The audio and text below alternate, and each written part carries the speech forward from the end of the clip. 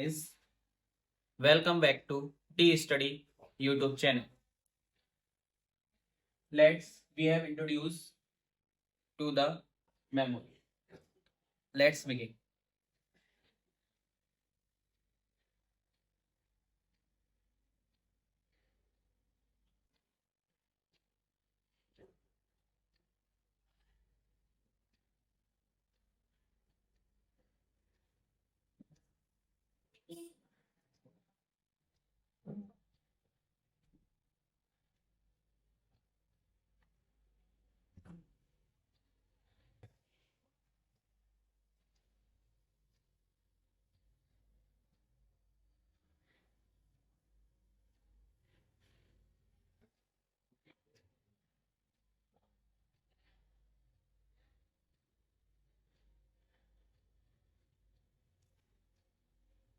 Guys, that is a memory. Memory have two parts, primary and secondary.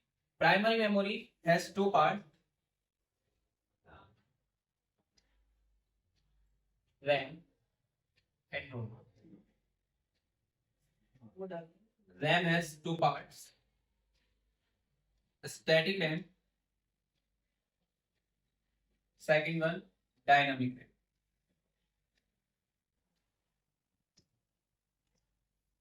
ROM has four parts, EROM, PROM, EPROM, EEPROM. Now, primary memory computer की वो memory होती है जिसकी computer को basically need होती है। ऐसी memory जिसके बिना हमारा कंप्यूटर कभी भी ऑन नहीं हो सकता। तो वो मेमोरी हमारी दो मेमोरी होती है, एक रैम होती है और एक रोम होती है। रैम की फुल फॉर्म होती है रैंडम एक्सेस मेमोरी, जो कि डेटा को रैंडमली एक्सेस करती है, एक जगह से दूसरी जगह ले जाने का काम जो करती है वो हमारी रैम करती है। रैम के बेसिकली दो ऑपरेशन होते हैं, रीड एंड राइट। रीड का मतलब अपने पास स्टोर करके रखना और वही राइट का मतलब है एक जगह से दूसरी जगह डेटा को ले जाए। वही हम यदि रोम की बात करें तो रोम और की फुल फॉर्म होती है रीड ओनली मेमोरी। ये क्या करते हैं, केवल और केवल डेटा को एक जगह स्टोर करके रखती है, डेटा को एक जगह रीड करती है। अब यदि मैं इसके पार्ट्स की बात करूं तो पार्ट्स इसके दो होते हैं, स्टैटिक रैम और दूसरे होती है dynamic RAM. Static RAM basically हमारी, यदि मैं एक स्ट्रक्चर से आपको समझाऊं तो स्टैटिक रैम का पार्ट्स ऐसी मेमोरी होती है जिसमें हमारी सारी ऑपरेटिंग सिस्टम की फाइल्स वगैरह यहाँ पर स्टोर रहती है। जैसे कि ये हो गई हमारी एस रैम और ये हो गई हमारी डी रैम। डी रैम जैसे कि हमारी 4 GB पूरी रैम हमें प्रोवाइड की गई है। वहीं पर यदि एस रैम की मैं बात करूं तो एस रैम केवल एक ऐसा पार्ट होता है, स्टैटिक रैम होती है। स्टैटिक रैम का मतलब होता है एक जगह स्थिर। स्थिर का मतलब हो गया कि जो भी हम इसमें डेटा रखा जाएगा वो सिस्टम से रिलेटेड डेटा होगा। नॉर्मल सी बात है, ऐसी मेमोरी जिसका यूज केवल और केवल ऑपरेटिंग सिस्टम के लिए हो रहा है और हो रहा है हमारा सिस्टम्स फाइल की। सिस्टम्स फाइल के लिए जो यूज किया जा रहा है वो हमारा एस रैम का यूज हम कर रहे हैं, और ऑपरेटिंग सिस्टम जहां पर स्टोर रहता है वो हमारा होती है एस रैम। और वही हम यदि डी रैम की बात करें तो डी रैम का काम होता है हमारे लिए जितना भी डेटा हमारा पर्सनल डेटा होता है, इसको एक जगह से दूसरी जगह ले आना, जितना भी वर्किंग रहता है वो हमारा सारा डी रैम का रहता है। जैसे कि कभी भी मोबाइल्स में हमारे लिए जो कभी भी हम न्यू मोबाइल वगैरह परचेस करते हैं तो उसमें हमें पूरी मेमोरी या पूरी रैम कभी भी नहीं मिलती, तो उसका जो पार्ट रहता है वो हमारा एस रैम रहता है। और यदि हमारे पास 3.5 GB डायनामिक रैम हमें प्रोवाइड हो रही है तो वहीं पर जो एस रैम होगी 0.5 GB, जो कि अलॉट की जाएगी ओनली फॉर ऑपरेटिंग सिस्टम या सिस्टम्स फाइल्स के लिए। अब जितने भी हमारे फॉर एग्जांपल सॉफ्टवेयर्स वगैरह होते हैं, चाहे कैमरा हो गया, कैलकुलेटर हो गया, फाइल मैनेजर हो गया, तो ये सारी चीजें हमारी कहाँ स्टोर रहती है, सारी हमारी एस रैम में स्टोर रहती है। और वहीं यदि हम डी रैम की बात करें तो जितना हमारा एप्लीकेशन अदर एप्लीकेशन है वो सारी हमारी डी रैम में स्टोर रहती है। अब यदि मैं बात करूं यहाँ पे रोम की तो रोम हमारी बेसिकली 4 टाइप की होती है, ई रोम, पी रोम, ईपी रोम, ईईपी रोम। ई रोम का मतलब होता है इरेजेबल रीड ओनली मेमोरी, ऐसी मेमोरी जिसको हम मिटाल सकते हैं। मिटालने का मतलब होता है कभी भी, नॉर्मल सी बात है, यदि हम मिटालने को देखें तो मिटालने से हमारे दिमाग में एक ही चीज आती है, किसी भी चीज को डिलीट कर दो। वहां पर डिलीट करने और मिटाने में बहुत बड़ा अंतर होता है, डिलीट करना और इरेज करना किसी भी चीज। यहाँ पर फॉर एग्जांपल मेरे पास 64 GB मेमोरी है टोटल, और टोटल मेमोरी में यहाँ पर मेरी 10 GB पूरी फिल्ड है और बाद बाकी 54 GB यहाँ पर हमारी मेमोरी फ्री है।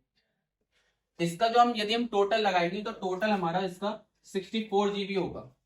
अब ये मैंने यहाँ पर 5 GB इसमें से डिलीट कर दिया डेटा, तो यहाँ पर क्या होगा, मेरे पास जो डेटा रहेगा वो 5 GB रहेगा और टोटल डेटा यहाँ पर हो जाएगा 59 GB फिर।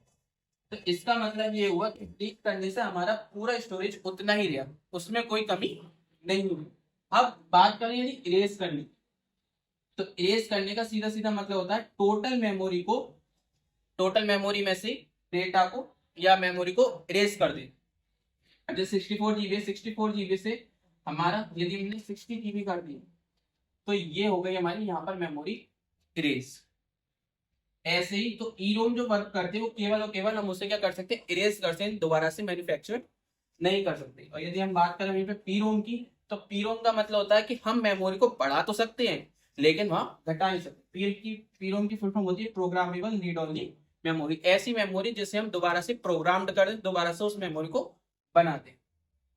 अब यदि हम बात करें ईईपी रोम, ईपी रोम की, तो ईपी रोम क्या होता है, ऐसी मेमोरी जिससे हम मिटाल भी सकते हैं और दोबारा से रीजनरेट भी कर सकते हैं, तो वो मेमोरी हमारी ईपी रोम हो जाएगी। और यदि हम वही बात करें इलेक्ट्रिक ईईपी रोम की, तो electrical erasable programmable read only memory. तो इसका मतलब हो गया कि ऐसी मेमोरी जो मिटाली भी जा सकती है, बनाई भी जा सकती है, ये तो है ही है, लेकिन मिटालेंगे हम किससे, इलेक्ट्रिक बीम से। इलेक्ट्रिक बीम का मतलब हो गया अल्ट्रा वायलेट बीम की मदद से हम क्या करेंगे, इस मेमोरी को इरेज करेंगे।